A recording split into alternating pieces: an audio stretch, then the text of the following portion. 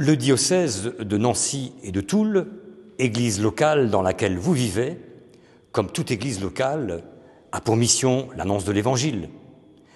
Et si cette annonce est un idéal, nous ne devons pas oublier que nous traversons l'histoire et vivons une géographie. Autrement dit, le diocèse se donne les structures et les instances nécessaires à sa vie. Rappelons que le droit canonique fait obligation à l'Église de donner aux baptisés l'Évangile auquel il a droit et de lui fournir les moyens de salut indispensables à sa vie. Dans votre diocèse, comme dans d'autres, de synode en synode, les textes se corrigent, les structures évoluent, les charges aussi, parce qu'il s'agit de répondre aux défis du temps, de prendre la mesure des évolutions. Ainsi, dans votre diocèse, 10 secteurs pastoraux regroupent 55 paroisses. Ces paroisses sont elles-mêmes probablement le fruit de regroupements d'anciennes paroisses plus petites ou plus disparates. À leur tête, une équipe d'animation pastorale qui regroupe prêtres et laïcs. Le prêtre, en vertu du ministère ordonné, qui en fait celui qui a la charge de l'unité, et des laïcs qui ont reçu une mission pour travailler dans cette paroisse sur un secteur donné, catéchèse, pastorale des jeunes, pastorale des funérailles. Tout cela fait qu'aujourd'hui, une paroisse a une animation multiforme, plusieurs visages, plusieurs sensibilités avec le prêtre. Et au sein de cette équipe, une personne laïque a la fonction de coordinateur paroissial. Structure minimale pour donner à cette première cellule d'église qu'est la paroisse de quoi vivre. Il est important ici de voir à quel point cette évolution n'est pas seulement un moyen de répondre aux difficultés de l'Église ou à la déchristianisation, au regroupement nécessaire des forces. Cette nouvelle manière d'animer les paroisses a des implications théologiques et spirituelles très fortes, dont nous n'avons peut-être pas encore tout à fait conscience. Le fait que le prêtre ne soit pas un solitaire au-dessus ou au milieu de sa paroisse, le fait que des laïcs sont reconnus dans leur office est une évolution extrêmement importante, parfois encore difficile à comprendre pour certains. Ces équipes elles-mêmes sont mises devant un défi énorme, assurer toutes les missions qu'elle a reçues, mais aussi, et peut-être surtout, être en premier lieu une cellule d'église qui témoigne de l'Évangile. Une équipe d'animation pastorale doit s'acquitter de tâches, souvent avec beaucoup de gratuité, d'enthousiasme, de fatigue aussi. Mais tout cela n'a pas beaucoup d'impact si, avant le faire, même s'il est important et déterminant, on ne met pas l'être ensemble. L'équipe d'animation pastorale est d'abord un lieu où l'on ouvre la parole de Dieu, où l'on invoque l'Esprit et où on vit l'Évangile qu'on annonce. Ces cellules d'église ne sont pas le fait de super-chrétiens qui veulent se montrer en exemple, mais au contraire, de points de repère au milieu des communautés paroissiales qui donnent peut-être chair et surtout envie de rejoindre une paroisse et de vivre ce dont ces EAP vivent. Cette diversité de vocations, cette diversité d'états de vie montre toute la diversité du terrain pastoral que nos paroisses ont en charge.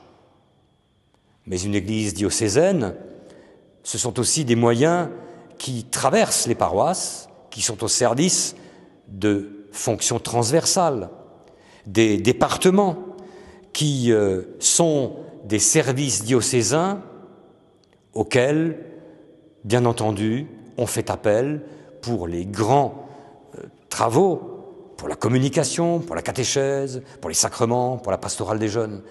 Services, là encore, qui ne sont pas simplement des lieux d'intendance.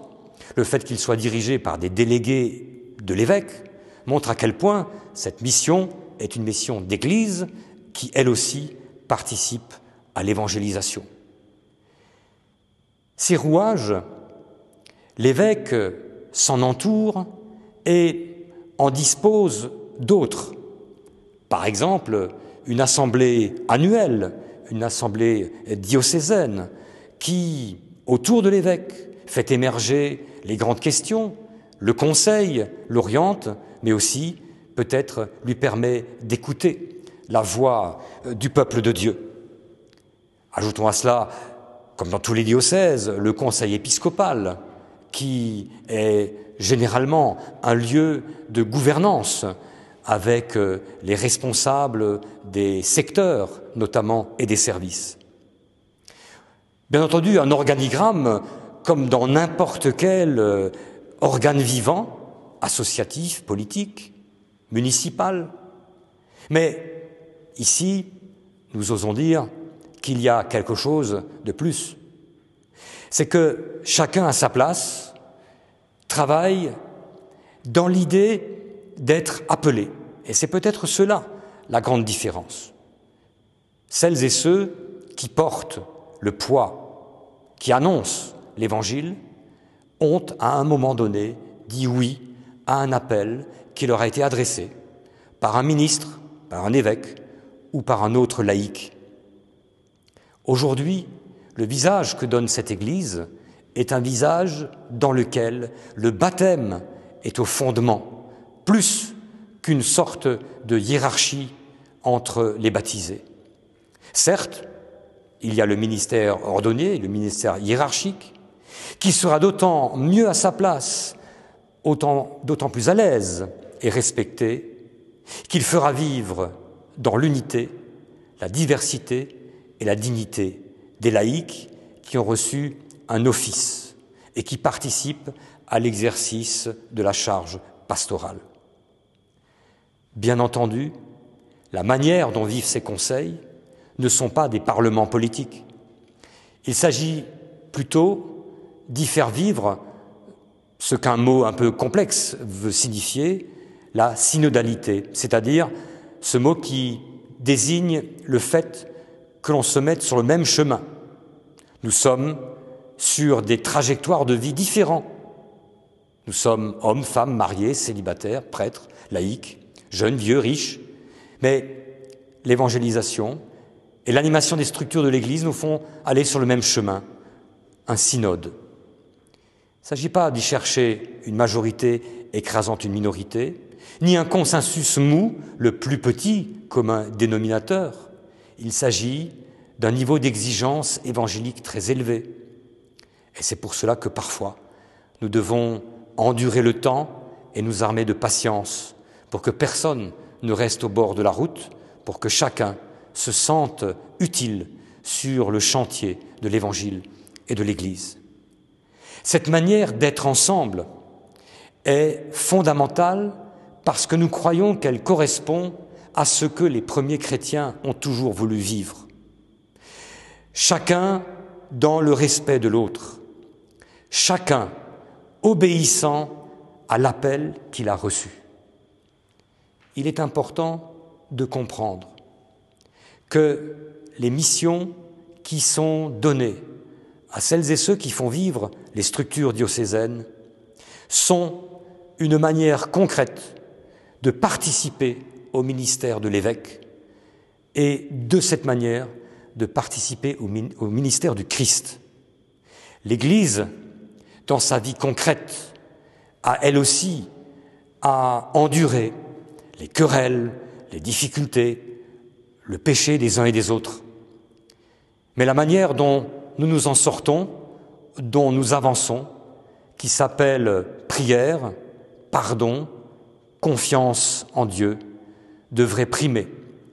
Et c'est pour cela que si l'Église, comme toute association, a des instances comme les autres, je crois que les chrétiens, en revanche, ne font pas vivre les instances comme les autres.